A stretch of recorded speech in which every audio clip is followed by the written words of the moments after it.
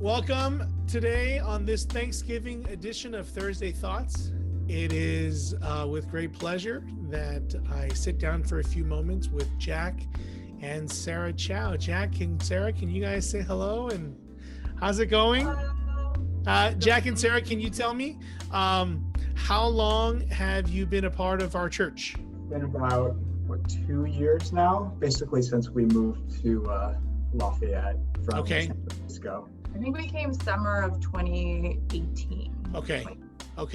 And the reason I remember it was a little bit more than 2 years ago is because behind you, you have some balloons. 222. What are those balloons about? It was our youngest child's birthday on November 5th, Josephine. Okay, so real quick, give me a rundown here. Tell me about your family and who comprises the Chow family.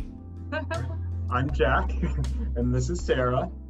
Yes. And we have 2 kids, Mariah, who's 4 years old, and then Josephine, who we also call JoJo, who just turned 2.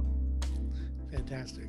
And you might remember it was over 2 years ago because when I first came to CCGC, I was pregnant, right? And so, so JoJo was born a few months into when we started going to CCGC. Yeah. Mm-hmm. I remember coming by to visit you guys when JoJo was born. So I was thinking to myself, that was a little bit more than 2 years ago now. I remember at the time when she was born, she was so docile, so calm. And I haven't seen her in almost a whole year. So has that, personalities for kids that age have changed so often. Is she still docile and calm? And no. No. We had labeled her the good one. Which was a very good baby, right? She was fantastic. She was so pleasant. Not to say that she's not now. The level 2s are in full swing right now. She'll throw food on the floor. Yeah, she has a personality now, which is good. I'm sure everyone who has had 2-year-olds at some point understand they need to express themselves, but they don't know how, so they just scream. So that happens at 2, and I hear that for daughters right around 13 or 14, that's going to happen again. This type of attitude. Nothing against teenage daughters, but it's a tough time when you're raising teenagers, particularly. It seems that young ladies have a transition around that time. So good luck with that. With your mention of that, actually Mariah's best friend, or top 2 best friends at school, one of them is a boy. and she's now so excited to go to school to see this boy. Yeah. And so it begins. All right. Hey, so you guys have been with us for a couple of years. You moved here from the city. Where are you from originally, both of you? Yeah. So I grew up kind of around a lot of places, but I would say I grew up most of my childhood on Long Island, New York. And then my family moved to Iowa my junior year of high school. So, wow. And they're still there. Okay. Your parents are still in Iowa. Mm-hmm. Okay. And so you graduated high school in Iowa. Mm-hmm. Was that a hard transition to leave in the middle of the high school time? Yeah. It was, we moved around, like I mentioned, we moved around a lot. I think I moved 4 or 5 different places in my childhood. I'm a PK, so my dad's a pastor, and this doesn't explain why we moved around a lot, but that's part of the reason why was because of my dad's job. So. Okay, where he was ministering at. Mm-hmm. He just different churches. Okay. And Jack, how about you? I'm originally from Michigan, from a suburb of Detroit called Troy. So I was born and raised in the Detroit suburbs, basically, and then went to school at University of Michigan in Ann Arbor. Both technical people. So my dad's an engineer, my mom's a computer programmer. So that's where Okay. I ended up when I graduated from college. And where did you guys end up meeting? And we both lived in New York for our first jobs, right? Yeah. Essentially, our first jobs after grad school, and then we went to the same church. Went to Redeemer, which is the biggest church probably out there, right? Yeah. Sarah, where did you go to college? I went to Wheaton College. Okay, you went to Christian school. Yes. I went to Billy Graham's alma mater. Did he go there? Yeah, we have buildings, lots of buildings and things named after him. Really? I never knew that. And just real quick, just to round it out, some of the background stuff. What do you guys do now? Can I go first? So my background is in social policy and data, and my interest in school was early childhood education. So I work for a Head Start program in Oakland right now, doing data.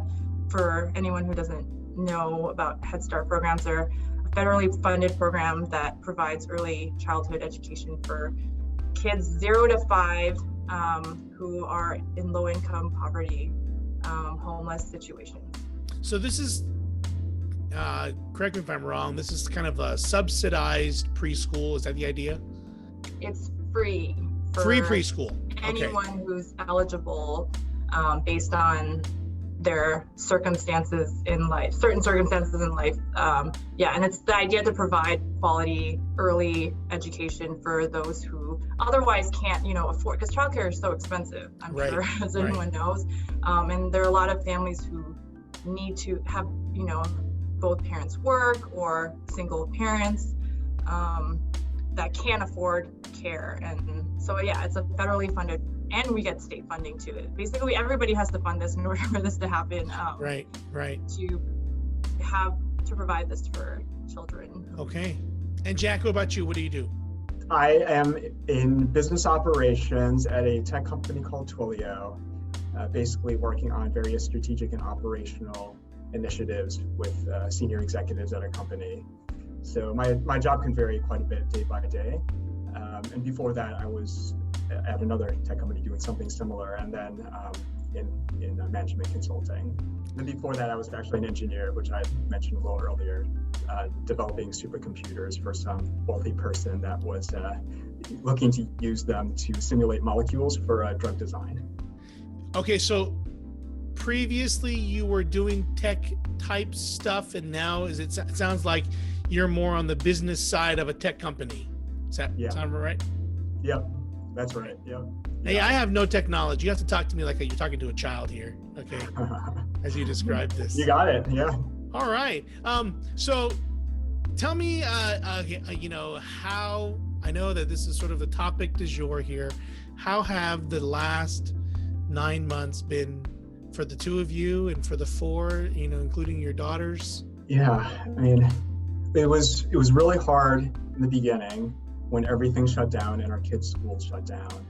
And we still had our jobs, but then we had a 4-year-old and a 2-year-old, or at the time 1, running around being generally destructive as kids at that age normally are. So it was difficult, not a lot of sleep. Yeah, I mean, it's just hard. I'm sure as everyone who's having to deal with this, even with remote learning, where you have 2 parents working full-time jobs and then you have to watch your kids full-time. It's just very difficult transition to have to, because we had to do a lot of work at night after they went down to sleep, and then you just do this day in and day out. And we are obviously we're very fortunate that our kids are young enough that they still go to preschool and daycare, which reopened up in June, and we sent them back. So we are enjoying this. You hear no noise, right? Because very quiet.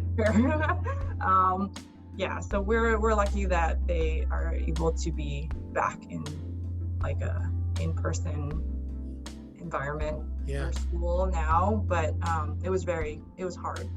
Well, now that the girls are back in school and you're into somewhat of a routine. Tell me, what does a typical Saturday look like? Let's say that there's a Saturday and you know what?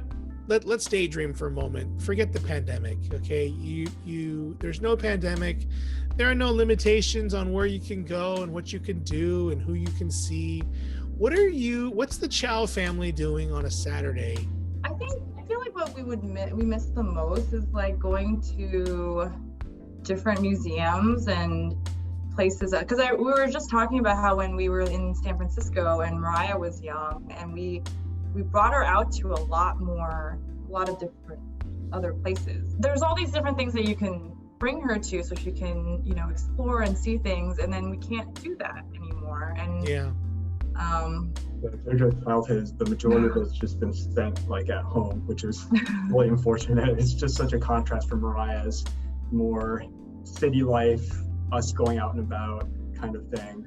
We brought her to restaurants all the time too. Mm-hmm. And Jojo, she's just at home most of the time. Yeah. So it's not just the pandemic, it's also the transition to the suburbs also. Yeah, I mean, this is our first experience living in a suburb because we were in San Francisco before, and then we met in New York, and Jack was there for almost 10 years, right? Living in New York. So we are adjusting to suburban life too, which is nice in a way with kids, right? But yeah. Downtown Lafayette's surprisingly happening though for a random suburb out here. Like it's better than I thought it would be pre-pandemic. Where you live right in the heart of downtown Lafayette, and I haven't been there, but I can only imagine how busy and people walking around, and plus right now, I don't know if you guys have been out at all, but during the day the weather is fantastic. It's so pleasant to be outside, and then it gets cold at night, but yeah. Have you guys taken advantage of that at all and just taking walks for lunch or? No. I guess a little bit. Well, we were forced out a couple weeks ago when the power outage situation happened. So we had to we didn't have power and we had to work out of our car. Really? Wow. And I think from one side of the block had no power, but then the other side did in downtown. So we had lunch outside at at Social Bird. Yeah. Remember? But that was really nice. It was very pleasant to. Yeah. Yeah. So even if we were forced out, we should take advantage of that more often. Right? Yeah. That scene right by your guys' house in Lafayette is very, very nice, very family friendly. It seemed like. And, yeah. All right. Hey, one more thing here. If there are people at our church who haven't yet had a chance to get to know you or meet you, what's one thing about you guys, either personally or as a family, that you would like other people in the congregation to know? Once when I lived in New York, I managed to get hit by a car, but then survived unscathed by hopping onto the hood of the car. No. In the movies, and then I rolled off the windshield and managed to survive unscathed. You were a pedestrian and got hit by a moving vehicle at what speed?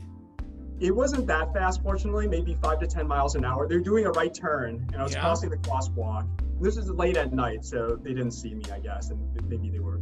And I thought, this guy's totally gonna stop, and it just kept coming and coming. And I was like, oh shoot, I better do something. So I jumped up on the hood, and it actually worked. and I was on the windshield for, I remember, a couple seconds as this car was moving, and then I just rolled off. That's straight up stuntman stuff. That's impressive. If anyone's ever in that situation, keep that in mind. And nothing, no bumps or bruises, no scratches, no nothing. Fortunately not. Yeah, it was. Wow. I was pretty unscathed. All right. Very fortunate. Yeah. That's pretty baller of you, right there. So just a tip for anyone watching. Sounds good. All right, Sarah. I don't know if you can top that, but anything you want the congregation to know? like I mentioned, we lived in cities a lot, and yeah. One I guess cute thing that we do as like a couple, since we can't do much now anywhere, even with kids obviously, is we have Friday night date nights where we order boba and we watch really trashy reality shows like Okay, how trashy? The Bachelor and The Bachelorette, which Okay. you know, Bachelor in Paradise. It's a whole Yeah. year-round franchise. They just keep it going nonstop. but yeah, we're I guess that's like we should be ashamed, but we're not. Hey, everyone's got their thing. I never watched it until she got me into it. But now I've he never seen an episode. does more research on all the people there than I do. So it's our fun little fun fact. I wanna know if Fun Bachelor knowledge here. Do you remember a couple seasons ago? I don't remember who the Bachelor was, but there was a girl. Her name was Cassie Randolph. yes. Colton, that's right. Season, Cassie yeah. Randolph is from Walnut Creek. Went to the high school that I used to coach volleyball at, and she played in the volleyball program. So her little sister, Michelle Randolph, was on my team. And so when I saw her, I thought, I know her. I know the family quite well, actually. So Are they like good? they moved after Michelle's sophomore year. They moved to Huntington Beach for some reason, but their cousin was also on the team. They're local. They're still here, and she finished out high school at the school that we coached at. But anyway, she's a local kid. She's from around here. Yeah. Pretty crazy. You remember that, huh? Yeah. I They mean, broke up. But... I know. I heard. I heard it got real bad. Yeah, a lot of drama, but Yeah. that's a very see, you have an interesting fact too. Yeah, exactly. I met her on campus. Yeah, Who knew she was going to be a reality TV star? I know. All right. Well, hey, thank you so much for being good sports about this and for taking the time to spend with me and the rest of the congregation, really, for them to get to know you. I really appreciate it. We're going to end our time today. And with that, the three of us want to wish all of you a happy Thanksgiving. I hope that today, I know despite the fact that we're limited in what we can do and where we can go, that we learn again, we're reminded again of what it means to be thankful to the Lord.